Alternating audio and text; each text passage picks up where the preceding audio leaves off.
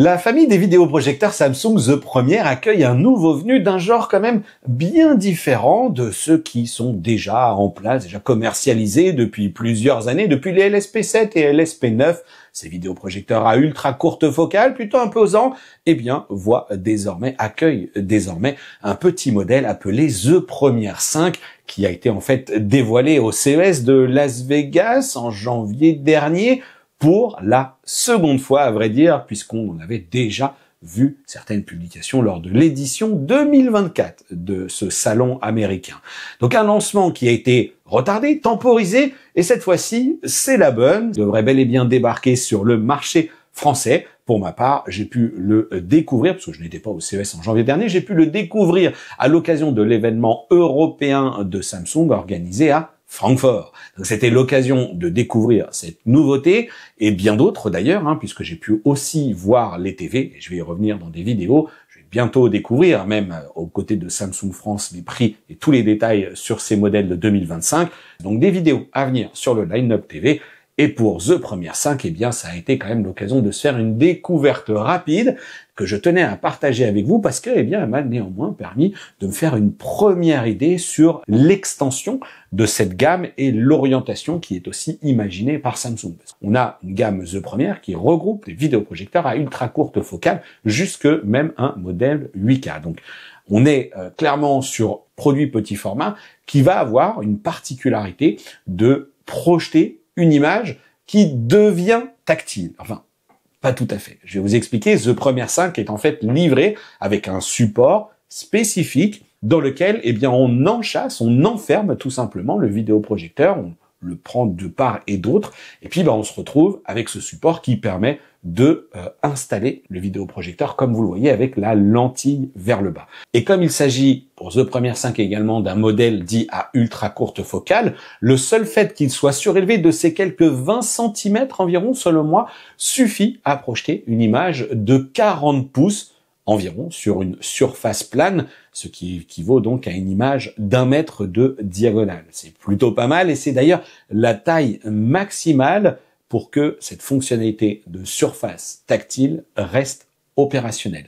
Parce que comme vous le voyez dans ces images, dans ce fameux accessoire dans lequel on vient enfermer le vidéoprojecteur, eh bien on retrouve également une caméra qui complète l'équipement, qui est indispensable puisque c'est elle qui va lire la position de votre main et c'est celle-ci qui tout simplement va rendre la surface sur laquelle vous projetez l'image tactile. Alors là aussi, dans le cadre de cette découverte, j'ai pas pu multiplier sur de nombreuses surfaces pour voir comment réellement ça allait se comporter, mais pour autant, eh bien, j'ai déjà pu être assez surpris avec du bon, du moins bon, et je vais y revenir, sur la réactivité du système. Et ce qui est plutôt cool, eh bien, c'est que, en fait, grâce à ce principe-là, on imagine très bien les nombreux usages qui peuvent en découler. Ils sont nombreux, que ce soit pour de la simple consultation de contenu, surfer sur le système d'exploitation, l'interface maison de Tizen OS ou One UI OS, on va voir un petit peu quelle va être la stratégie de Samsung sur la communication, quel va être le nom de système d'exploitation qui va rester, parce que pour l'instant, sur l'événement à Francfort, les deux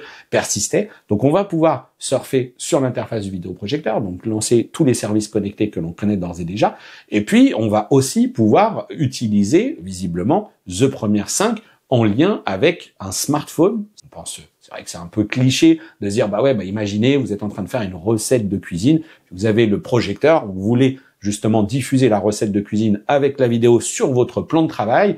Voilà, vous n'avez plus qu'à cliquer tout simplement sur votre plan de travail. On peut tout à fait aussi imaginer occuper de plus jeunes utilisateurs, des enfants, avec des jeux qui là aussi pourraient être projetés sur une grande surface qui deviendrait donc tactile. Il est vrai que pour l'instant, sur certains aspects, elle m'a fait plutôt bonne impression dans sa réactivité.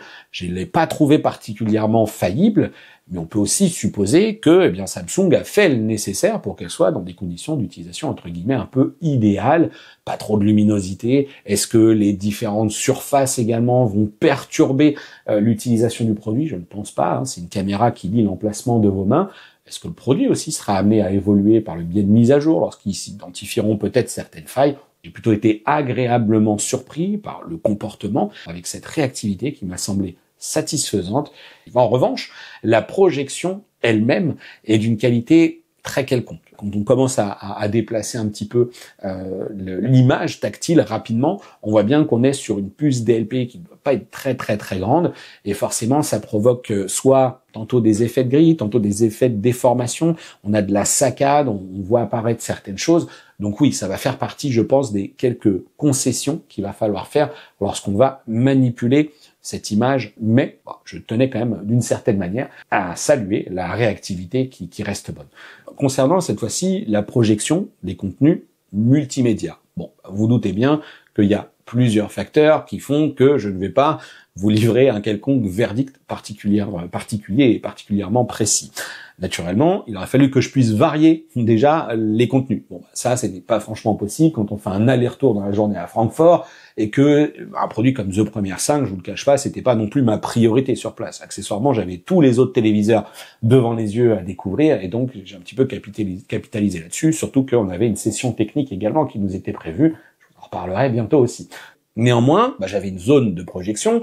J'ai pas été particulièrement impressionné par ce que Samsung nous propose ici. Il faut remettre aussi dans le contexte qu'on est sur un petit vidéoprojecteur, mais on est là sur un vidéoprojecteur, certes triple laser, mais c'est du Full HD. Et puis là, le niveau de luminosité qui est annoncé, même si à l'heure où j'enregistre cette vidéo, on n'a pas tous les détails techniques, eh bien, serait d'environ 560 lumens. Alors, on peut se dire, ok, pour la taille que ça va produire, ça va être très bien, mais attention, parce que Samsung nous dit, la taille de l'image, c'est jusqu'à 100 pouces. Je pense qu'au-delà, le produit est un peu limité. Vous voyez qu'on est quand même sur une solution qui est pas particulièrement très prétentieuse, qui vous promet pas de réaliser des très très grandes séances de cinéma.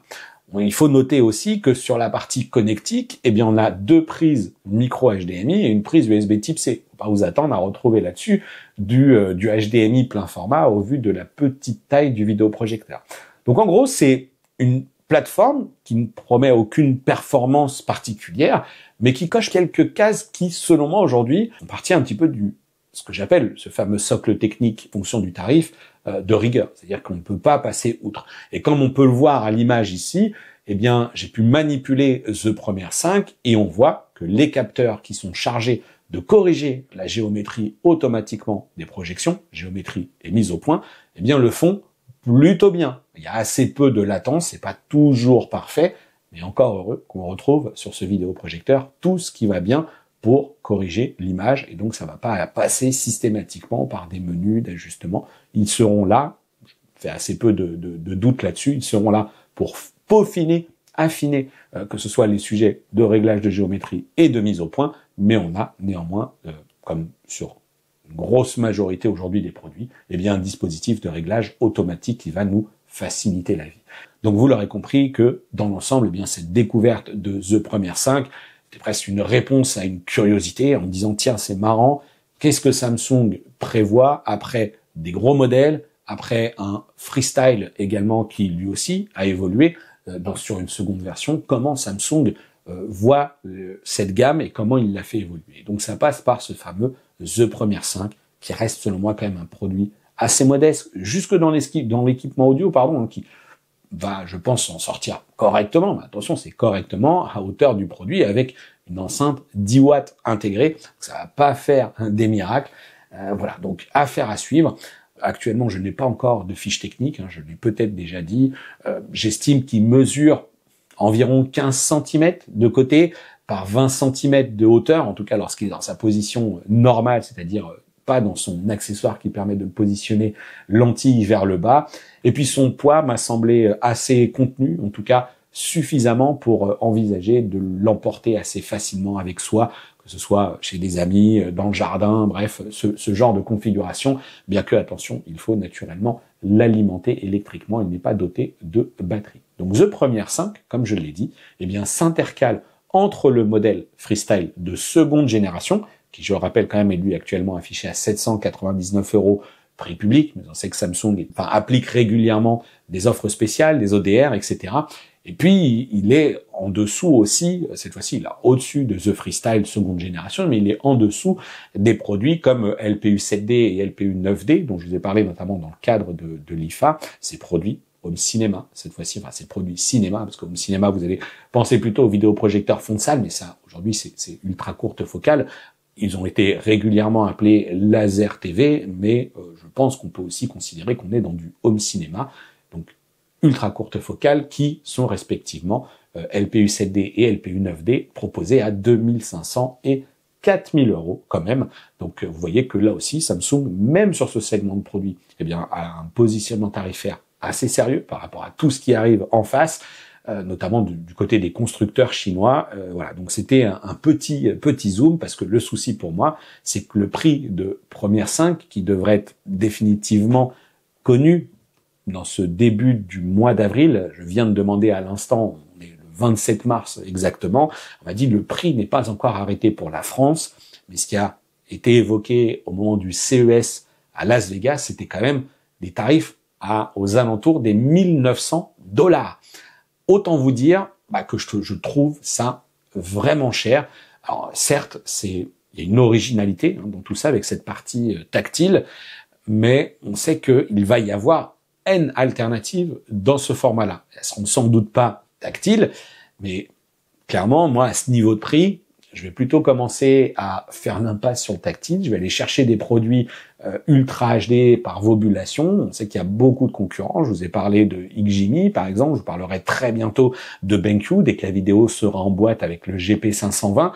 Et je pense que l'expérience cinéma sera un petit peu différente. Donc, est-ce que vous êtes particulièrement intéressé par cette fonctionnalité qui est le tactile? Est-ce que vous seriez prêt à payer 1900 euros ou l'équivalent de $1900, bref, un prix qui pourrait être situé entre, on va dire entre 1500 et 2000 euros? Est-ce que vous seriez prêt à payer ce tarif pour avoir ce truc-là? Quand bien même l'idée est intéressante, moi je trouve l'idée plutôt sympa. Je pense que si j'avais un vidéoprojecteur qui me permettrait, dans certaines conditions, de bricoler, d'occuper mes enfants, de faire la cuisine, le concept est pas nouveau, il est intéressant, mais le tarif, c'est quand même pas donné. Donc je vous laisse vraiment vous exprimer sur ce point de vue-là, enfin sur ce point spécifique-là, sachant que Samsung, on le sait, chez Samsung, ça va parfois assez vite dans la baisse de prix.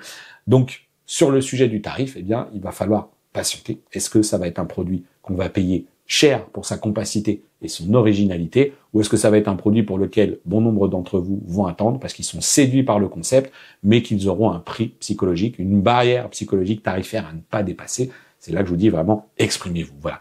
Petite vidéo donc autour de ce The Premiere 5. C'était l'occasion pour vous de découvrir peut-être ce produit, l'occasion pour moi de m'interroger, encore une fois, sur cette stratégie de Samsung. On sort un petit peu du monde de la télé et on va s'intéresser un petit peu à ce qui se passe dans le monde de la projection. Ils renouvellent pas très régulièrement leurs produits. Là, ici, on a un complément de gamme qui arrive, donc je tenais quand même à vous en parler.